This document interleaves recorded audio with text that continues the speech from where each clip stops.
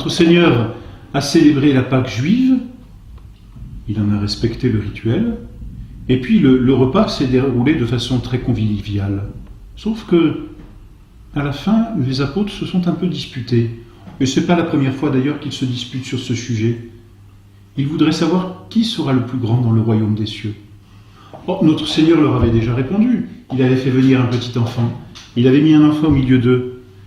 Mais il y a quand même chez les apôtres un désir de grandeur, un désir de louange. Et alors ils se disputent encore pour savoir qui sera le plus grand, qui sera le premier. Et notre Seigneur décide de leur donner un exemple d'humilité. Pas simplement des paroles, pas simplement un petit enfant qu'il fait venir, notre Seigneur se lève de table. Il les entend se disputer, il se met debout. Que fait-il? Notre Seigneur, se levant, se ceint les reins d'un linge, prend un bassin, verse de l'eau dans ce bassin, et ensuite, que fait-il? Il remplit l'office de l'esclave. C'est-à-dire qu'à tous ces apôtres qui étaient couchés, il passe à leurs pieds, et avec ce bassin, leur nettoie les pieds. C'est l'office de l'esclave, parce que même les Juifs ne pouvaient pas remplir cette mission. Quand on accueillait quelqu'un chez lui, on lui lavait les pieds. C'était un témoignage. Et puis c'était une façon de soulager sa fatigue et de lui offrir l'hospitalité. Mais un Juif ne pouvait pas accomplir ce rituel parce que, en lavant les pieds de quelqu'un, il contractait une souillure légale. Que croyez-vous? Un Juif peut-il contracter une souillure légale? Certainement pas. Alors, on faisait venir un esclave, et c'était l'office de l'esclave que de prendre ce bassin et puis de laver les pieds de celui que l'on recevait. Et notre Seigneur remplit cet office d'esclave. Alors, imaginez, la dispute a dû s'arrêter assez brutalement. Et notre Seigneur lave les pieds, et les apôtres sont éberlués. Mais que fait-il? Alors, dans leur cœur, ils se demandent ce qui se passe, mais il y en a un, plus fougueux que les autres, on le connaît, c'est Saint Pierre, qui lui va prendre la parole et lui dire « Maître, que faites-vous » Et notre Seigneur explique à Saint Pierre qu'il leur donne une leçon d'humilité.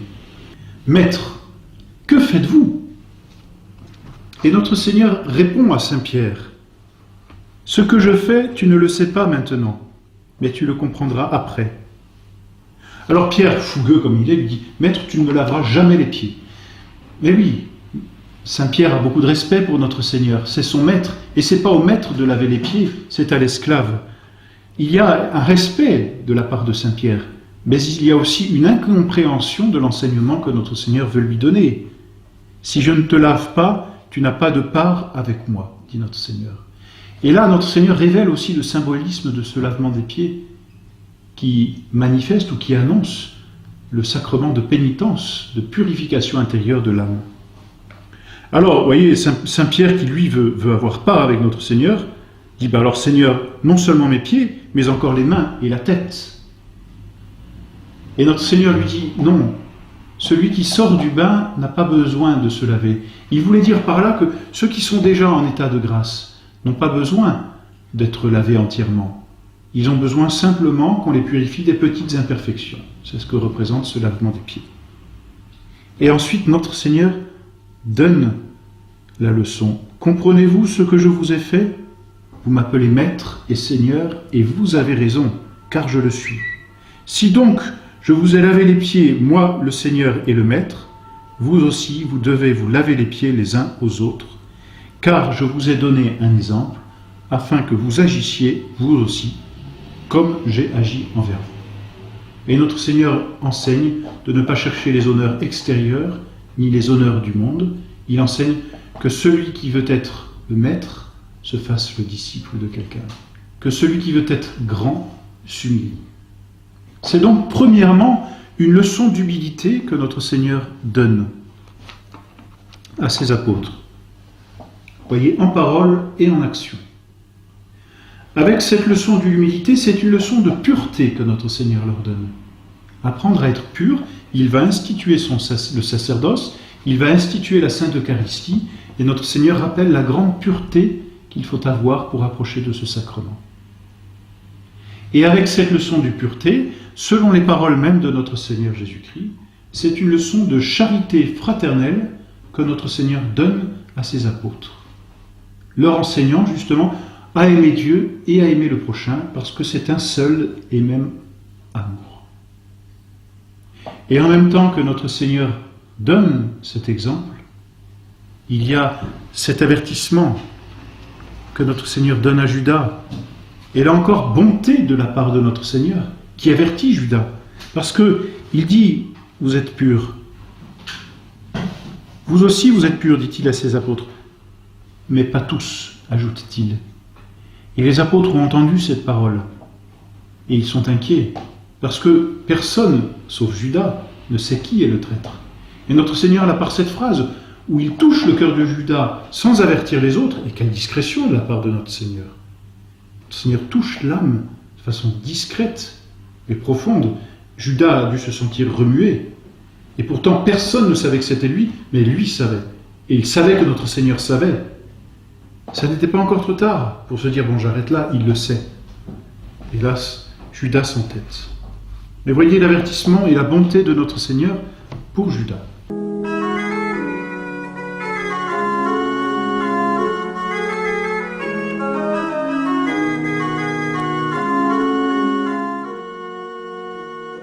Et alors c'est après que notre Seigneur institue la Sainte Seine, c'est-à-dire la Sainte Eucharistie et le sacrement de l'ordre. Notre Seigneur prend du pain, prononce une bénédiction, le rompit et le leur donna, c'est-à-dire aux apôtres, en disant « Prenez, ceci est mon corps ». Et notre Seigneur communie ses apôtres de son corps. Et de la même façon, après le repas, prenant la coupe, comme dit le texte de l'Évangile, la coupe, bien notre Seigneur la donna à ses apôtres en disant « Cette coupe, c'est la nouvelle alliance dans mon sang, répandue pour vous. » Notre Seigneur donne à boire son propre sang. Notre Seigneur réalise là la première messe, anticipée au sacrifice de la croix.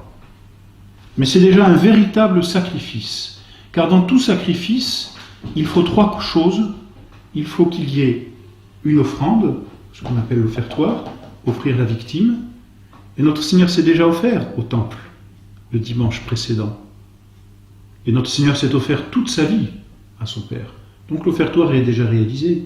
Il faut une immolation, c'est-à-dire que la victime soit cruellement mise à mort et qu'il y ait donc séparation du sang et du corps, c'est ça l'immolation. Or elle est réalisée, non pas de façon réelle et sanglante, mais d'une façon mystique, dit-on, c'est-à-dire dans les signes sensibles. Il y a d'une part le pain, qui figure le corps, il y a d'autre part le sang, qui figure le sang de notre Seigneur, et ces deux séparés, le corps et le sang, séparés de façon mystique, manifestent l'immolation et réalisent donc le véritable sacrifice. Et après immolation, il fait qu'il y ait communion, et notre Seigneur communie ses apôtres. Donc la Sainte Eucharistie que notre Seigneur institue lors de cette scène est un véritable sacrifice. Et notre Seigneur, en réalisant cette Sainte Eucharistie, donne à ses apôtres le pouvoir de réaliser dans le temps, et après sa mort, cette même Eucharistie, c'est-à-dire ce même sacrifice. Il les constitue comme ses prêtres. Faites ceci en mémoire de moi. C'est-à-dire que les apôtres, par ces paroles, désormais pourront eux aussi célébrer la messe. Il ne dit pas « faites mémoire de ceci », il dit « faites ceci en mémoire de moi ».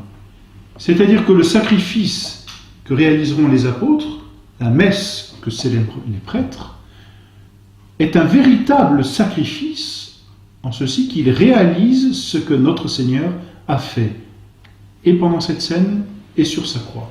Puisqu'il dit « faites ceci, hoc facite », faites ceci en mémoire de moi, et pas simplement faites mémoire ou souvenir de moi. Ça n'est pas simplement un rappel du passé, et ça n'est pas simplement un devoir de mémoire auquel notre Seigneur encourage ses apôtres, c'est l'ordre de faire à nouveau ce sacrifice, faites ceci, c'est-à-dire consacrer, comme je viens de le faire, ceci est mon corps, ceci est mon sang, consacrer, comme je viens de le faire, mon corps et mon sang, dans un véritable sacrifice, en souvenir, c'est-à-dire en dépendance de mon sacrifice de la croix. Ce qui veut dire que le sacrifice que vous réaliserez, parce qu'il est souvenir et dépendance de mon sacrifice, n'est rien d'autre que le sacrifice que je réaliserai moi sur la croix et que je viens de réaliser avant dans cette scène.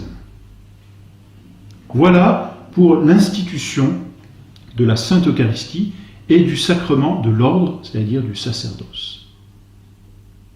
À ce moment-là, ou avant, difficile de le dire d'après les évangiles, Judas quitte. D'ailleurs, notre Seigneur a dit très clairement que c'était lui le traître. Et il lui dit, ce que tu as à faire, fais-le vite. Judas part, ou est déjà parti avant, on ne sait pas. Et va voir les grands prêtres pour trahir notre Seigneur Jésus-Christ, pour le leur livrer.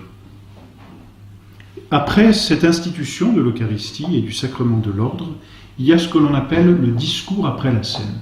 Long discours que l'on peut trouver dans l'évangile de Saint Jean à partir du chapitre 13. Notre Seigneur enseigne ses apôtres, et notre Seigneur épanche son cœur. C'est son dernier discours, c'est son testament. Ce sont ses dernières paroles aux apôtres. Et les apôtres le sentent bien. Et c'est un discours magnifique où notre Seigneur les encourage à combattre. Le monde vous hait parce qu'il m'a haï. Vous n'êtes pas du monde. Notre Seigneur encourage ses apôtres à lutter et à souffrir contre le monde, à ne pas faire alliance avec le monde. Notre Seigneur promet le Paraclet et leur dit qu'il l'enverra pour qu'il les aide, pour qu'il les fortifie. Puis notre Seigneur ensuite quitte le cénacle.